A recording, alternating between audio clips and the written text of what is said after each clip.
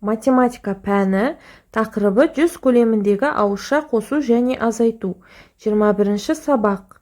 Өткенді қайталайық. Бір таңбалы сандарды ондықтан аттап өту арқылы қосуды және азайтуды білесің. Соны бір қайталайық. Мысалы, 37 қосу 7. 7-ні жіктеймін. 3 және 4 сандарына. Мәнін табамын. 37 қосу 3. 40 болады. Яғни толық ондық шығарамын. Дөңгелек сан немесе. 37-ге 3 40. 40-қа 4 қосамын. 44. Екінші тәсіл. Тура осы мысалды қарастырайық. 37-ге 7-ні қосамын. Бұл кезде 37-ні жіктеймін. 30 және 7. Мәнін табамын. 30-ға қосамын, бірлікке бірлікті қосамын. Яғни 7-ге 7-ні қосамын. 7-ге 7-ні қосқанда болады 14. 30-ға 14 қосқанда болады 44. Бір таңбалы сандарды ондықтан аттап өту арқылы азайтуға бір мысал қарастырайық.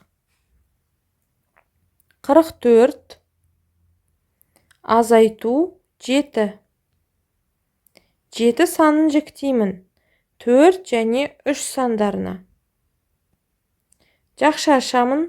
44-тен азайтамын 4-ті. Одан азайтамын 3-ті. 44-тен 4 азайтқанда болады 40.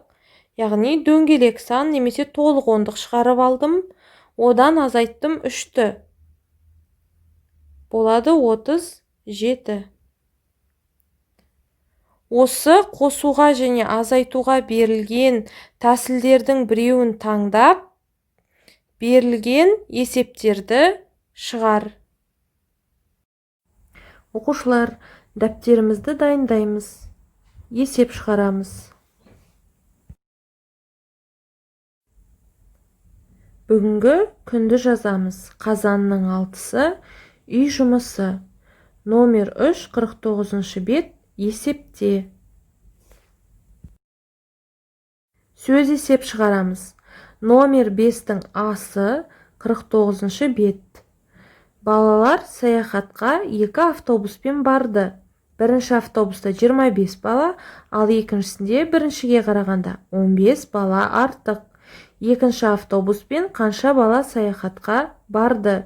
Есептің шартын, сұрағын, шешуін және жауабын жазамыз.